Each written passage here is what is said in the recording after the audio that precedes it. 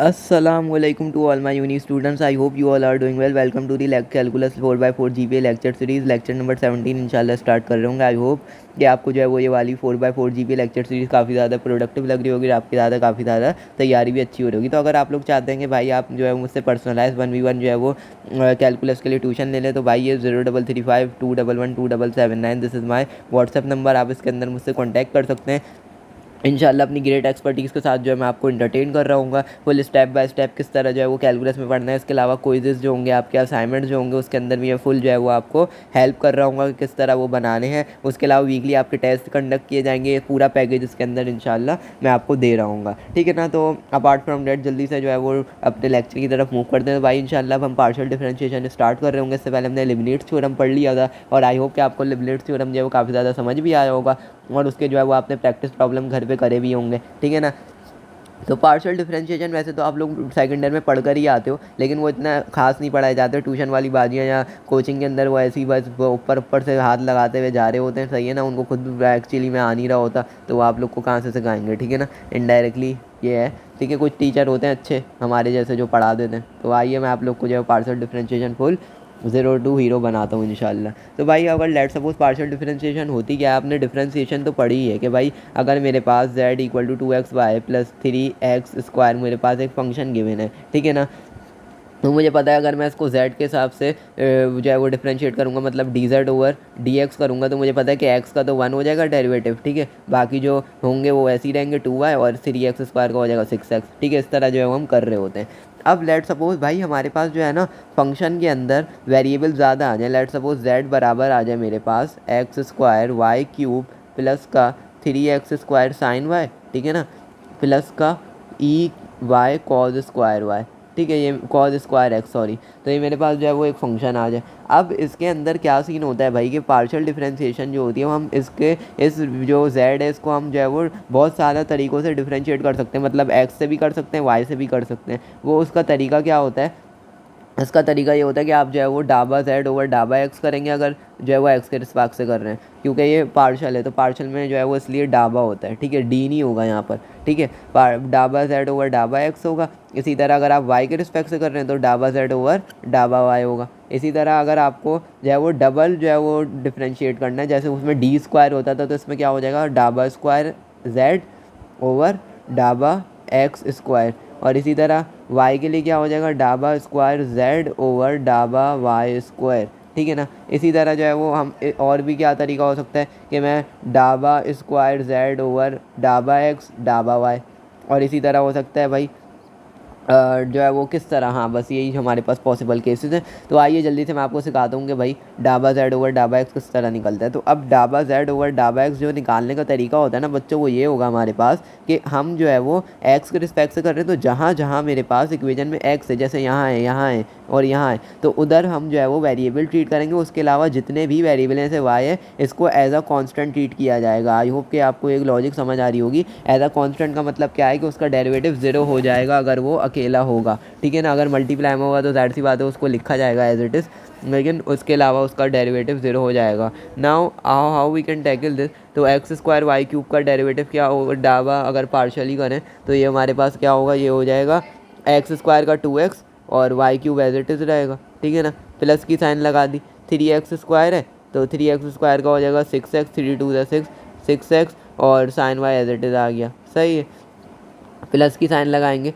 अब यहाँ पर ई वाई है तो E Y as it is रहेगा क्योंकि ये भी एज अ कॉन्स्टेंट ट्रीट होगा. कॉज स्क्वायर एक्स का क्या होगा बच्चों भाई, कॉज स्क्वायर एक्स का हो जाएगा 2 cos x इंटू माइनस का साइन एक्स. ठीक है. ये हमारे पास डेरिवेटिव आ गया. Partial z over partial x जो है पार्शियली हमने डिफ्रेंशिएट कर दिया. नाउ अब क्या होगा डाबा z ओवर डाबा y जो है वो हम किस तरह निकाल सकते हैं भाई. डाबा z ओवर डाबा y के लिए हम इसी इक्वेशन को अब x को एज अ कांस्टेंट ट्रीट करेंगे और जो है वो y को एज अ वेरिएबल ट्रीट करेंगे. तो x² तो एज इट इज़ रहेगा. अब y³ क्या है, y³ हो जाएगा 3y². ठीक है ना. अच्छा जी. उसके बाद प्लस की साइन लगाएंगे. 3x² एज इट इज़ और साइन y का जो डेरिवेटिव होगा वो क्या हो जाएगा भाई cos y हो जाएगा. सही है ना. फिर प्लस की साइन लगाएंगे तो ई वाई का डेरिवेटिव. अब ई वाई का डेरिवेटिव आपको पता है कि ई वाई ही रहता है और cos square x as it is रहेगा. तो इसी तरह हमने जो है वो एक्स को एज अ कांस्टेंट ट्रीट करवा के यहाँ पे वाई को हमने जो है वो पार्शली डिफरेंशिएट करवा दिया। नाउ आई होप कि आप लोग को ये लॉजिक समझ आ रही होंगी मैं करना क्या चाह रहा हूँ। नाउ अगर हमें partial square Z over partial x square करना है तो उसमें क्या सीन होगा भाई, वो असल जो है वो हमारे पास खेल है। तो उसके लिए हम क्या करते थे, जैसे हमारे पास अगर D Y upon D X होता था और हमें D square Y over D X square निकालना होता, हम क्या करते थे, D Y by D X को दोबारा से डिफ्रेंशिएट करवा देते थे। तो हमारे पास क्या बन जाता था, वो D square Y over D X square बन जाता। तो यहाँ पे भी सेम सीन होगा कि partial square Z over partial x square बराबर आ जाएगा partial Z over partial x into partial Z over partial x. दो दफ़ा मतलब डिफ्रेंशिएट करके कर देंगे। तो मतलब इसी चीज़ को मैं क्या करूँगा, दोबारा से डिफ्रेंशिएट करवा दूँगा। वो मेरे पास ये बराबर आ जाएगा भाई इसके partial Z partial square Z equal to partial x square. और यहाँ पे जो है वो अब इसको दोबारा से एक्स के रिस्पेक्ट से करेंगे तो 2x का 2 हो जाएगा, ठीक है। और Y cube as it is रहेगा तो ये 2y क्यूब हो जाएगा प्लस 6x का क्या हो जाएगा भाई 6 हो जाएगा, sine Y as it is आ गया। नाउ अब क्या होगा, यहाँ पे E Y as it is रहेगा। और अब यहाँ पर असल सीन है भाई, यहाँ पे देखो दोनों फंक्शन एक्स के, अगर ये कॉज वाई होता और ये साइन एक्स होता तब तो हम साइन एक्स का ही लेते, लेकिन यहाँ पे कॉज एक्स है और साइन एक्स है, मतलब एक्स को ही दोबारा दो दफ़ा फंक्शन आ गया और मल्टीप्लाई भी हो रहे हैं। तो अब यहाँ पे प्रोडक्ट रूल लगेगा, ठीक है। मैं दोबारा बता रहा हूँ, अगर यहाँ पे वाई होता और एक्स होता तो प्रोडक्ट रूल कभी नहीं लगता। जैसे आप लोग बोले सर यहाँ क्यों नहीं लगा एक्स इंटू साइन वाई, यहाँ भी तो मल्टीप्लाई हो रहे हैं। तो अल्लाह के बंदे भाई वाई को हम एज अ कॉन्स्टेंट ट्रीट कर रहे हैं, इसी तरह यहाँ भी वाई को एज अ कॉन्स्टेंट ट्रीट कर रहे हैं, इसलिए जो है वो प्रोडक्ट रूल नहीं लगा। लेकिन यहाँ पे दोनों फंक्शन ही एक्स के आ गए और फंक्शन को हम एज अ दोनों फंक्शन ही जो है वो एक्स के आ गए और हम एक्स को एज अ जो है वो वेरिएबल ट्रीट कर रहे हैं। तो जब दो वेरिएबल मल्टीप्लाई होते हैं तो वहाँ पे प्रोडक्ट रूल लगता है उनकी डिफ्रेंशिएशन करने के लिए। तो ई वाई तो एज इट इज़ रहेगा। तो अब इसकी डिफ्रेंशिएशन कर लेते हैं भाई, क्या हो जाएगी इसकी डिफ्रेंशिएशन, 2 को बाहर रखते हैं और अंदर क्या कर देते हैं cos X into cos X हो जाएगा प्लस का minus sine X into sine X आ गया, सही है ना। अब यहाँ पर मैं क्या करूँगा, यहाँ पर मैं देखूँगा तो ये देखिए मेरे पास हो जाएगा partial Z over partial x square जो है वो बराबर आ जाएगा मेरे पास इक्वल टू किसके आ जाएगा 2y क्यूब प्लस का 6 साइन वाई, ठीक है, और माइनस का 2 ई वाई, ठीक है। अच्छा जी, अब यहाँ पर सॉरी ये मैंने क्या कर दिया, अब मैं यहाँ पर आप लोग को एक और चीज़ दिखाना चाह रहा था। ये तो मैंने निकाल लिया partial square Z over partial x square, सही है। Now what about partial square Z over partial Y square, what about this one, can you tackle this? Yes, anybody who wants to volunteer? Yeah, what we can do in this case, we just multiply partial z over partial y with partial z over partial y 2 times, then we will getting our partial square z over partial y square. So it becomes how we can tackle now this equation को जो है वो हम दोबारा से क्या करवा देंगे, डिफरेंशिएट करवा देंगे, तो हमारे पास स्क्वायर बन जाएगा भाई, सही है ना। तो इसको इक्वेशन को दोबारा से डिफरेंशिएट करवाते हैं, x square as it is रहेगा, ठीक है, और x square as it is रहेगा जो है वो हमारे पास 3y स्क्वायर का क्या हो जाएगा, यहाँ पर 3y स्क्वायर का हमारे पास हो जाएगा। सो ये हो जाएगा भाई एक्स स्क्वायर और वाई 3y स्क्वायर का हो जाएगा 6y, प्लस की साइन लगाएंगे 3x square as it is, और कॉज वाई का क्या हो जाएगा माइनस का साइन वाई हो जाएगा, सही है ना। तो इस तरह हमने ये सॉल्व कर लिया। नाउ ई वाई का ई वाई ही रहेगा और cos square x as it is रहेगा। तो इस तरह हमने जो है वो पार्शल जेड स्क्वायर और ये भी निकाल लिया। अच्छा, इसको आप सिंप्लीफाई भी और करवा सकते हैं, इसको मैंने सिंप्लीफाई नहीं करवाया। तो 2y क्यूब तो एज इट इज़ रहेगा प्लस का 6 साइन वाई भी एज इट इज़ रहेगा। चेंज कहाँ पे आएगा, ये माइनस है ना, इसको बाहर फेंक देते हैं तो माइनस आ गया, तो माइनस का ई वाई हो जाएगा 2 एज इट इज़, ठीक है ना।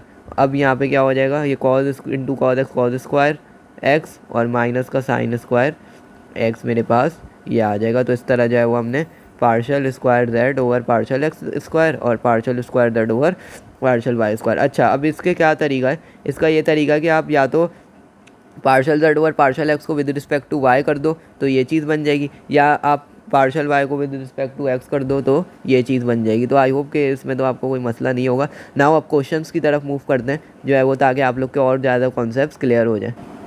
So this question is saying that if z cube minus का 3yz माइनस का 3x इक्वल टू 0 दिया हुआ है और हमें प्रूव करना है कि अगर हम डाबा z ओवर डाबा x लें और डाबा z ओवर डाबा y लें तो उन दोनों की वैल्यू बराबर आनी चाहिए। तो भाई इसको किस तरह टैकल करेंगे, अब इस पूरी इक्वेशन को मैं पहले क्या करूँगा, x के रिस्पेक्ट से जो है वो पार्शली डिफरेंशिएट करूँगा, फिर y के रिस्पेक्ट से करूँगा और दोनों को इक्वेट करवाऊँगा, ठीक है ना।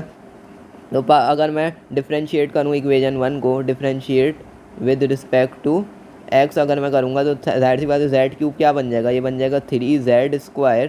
और ज़ाहिर सी बात है जब z को x के रिस्पेक्ट से कर रहे हैं, अभी अगर यहाँ पे सिर्फ x का वेरिएबल होता तो हम सिर्फ 3x² लिख के आगे बढ़ जाते, लेकिन यहाँ पे z मौजूद है तो इसका मतलब z को हमें दोबारा x के रिस्पेक्ट से जब मैं डिफ्रेंशिएट करूँगा तो वो हो जाएगा partial z over partial x। I hope कि लॉजिक आपको समझ आई होगी। माइनस की साइन लगाएंगे, फिर y जो है वो एज इट इज़ रहेगा 3y एज इट इज़, और z का जो है वो डिफरेंशिएशन करेंगे तो 1। लेकिन फिर से वही बात आ गई कि यहाँ पे x का वेरिएबल नहीं है, तो इसका मतलब हमें फिर से क्या लिखना पड़ेगा, partial z over partial x। I hope कि ये चीज़ आपको समझ आ रही होगी। माइनस की साइन, अब x है, अब x का ही वेरिएबल है और x के हिसाब से ही डिफरेंशिएट किया जा रहा है, तो यहाँ पे सिर्फ 1 आएगा। यहाँ पे हम नहीं लिखेंगे partial x over partial z, कुछ भी ऐसा नहीं लिखेंगे, क्योंकि x का ही वेरिएबल है और हम डिफरेंशिएट भी किसके लिहाज से कर रहे हैं, x के लिहाज से कर रहे हैं। तो माइनस का 3 = 0 मेरे पास बन जाएगा। अब यहाँ से मुझे एक चीज़ नज़र आ रही है कि भाई यहाँ से 3 कॉमन आ रहा है, तो 3 को कॉमन ले लेते हैं, तो ये बन जाएगा z² partial z over partial x minus का y partial z over partial x और माइनस का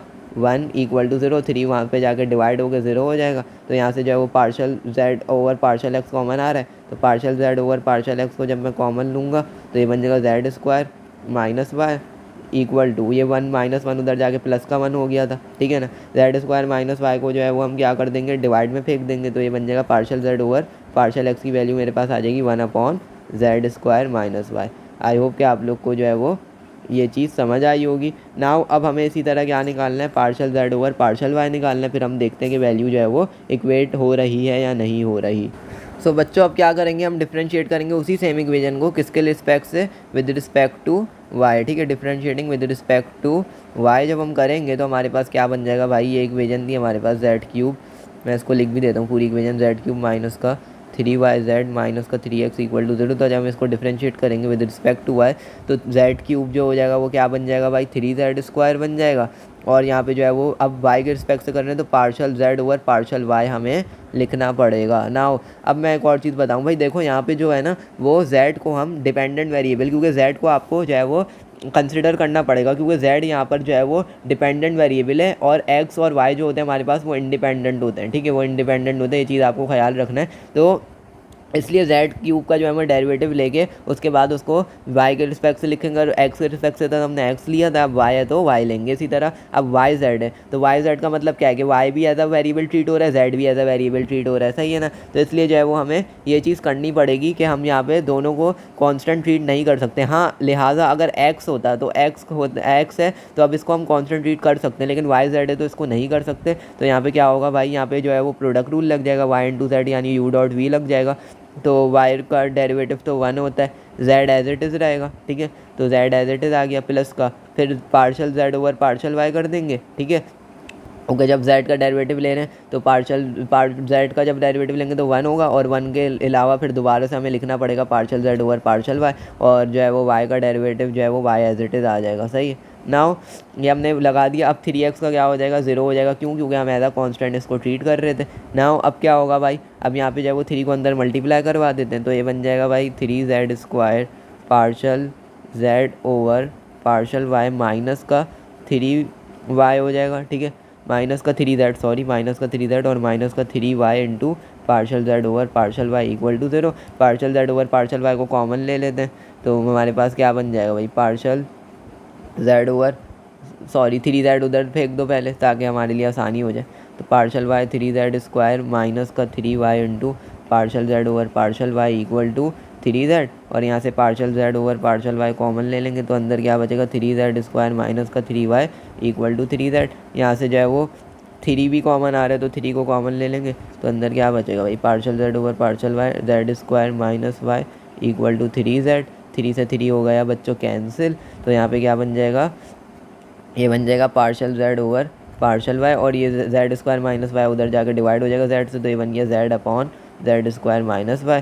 तो ये मेरे पास बन गया partial z over partial y की वैल्यू ये आ गई, और इसी तरह जो है वो हमारे पास partial z over partial x की वैल्यू ये थी। दोनों को इक्वेट करवाना है तो क्या आता भाई, z into partial z over partial x बराबर किसके आना चाहिए था, partial z over partial y के। तो हम जल्दी से वैल्यू पुट करवाते थे, partial z over partial x की वैल्यू थी 1/z² माइनस y, और partial z over partial y की जो वैल्यू आई है वो आई है z/z² Z square minus Y. तो ये जेड जब अंदर मल्टीप्लाई होगा तो ये बन जाएगा Z upon Z square minus Y और Z upon Z square minus Y. तो देखें दोनों जो है हमारे पास बराबर आ गए, तो इसका मतलब हैंस प्रूव्ड हो गया। तो भाई क्या मुश्किल था, बच्चों की तरह हमने सॉल्व कर लिया। ऐसे क्वेश्चंस आ रहे हैं भाई कैलकुलस के अंदर, और क्या चाहिए फिर ज़िंदगी के अंदर। तो भाई काफ़ियों से काफ़िया मिल गया। सो आई होप कि आप लोग को जो है वो ये प्रोडक्टिव लगा हुआ lecture. And that's all for this lecture. और अगर लगा है तो भाई हमारे चैनल को लाजमी सब्सक्राइब लाइक शेयर ज़रूर कीजिए और अपने अननोन इंजीनियर को इजाज़त दीजिए। मिलते हैं फिर नेक्स्ट वीडियो में। Until then see you.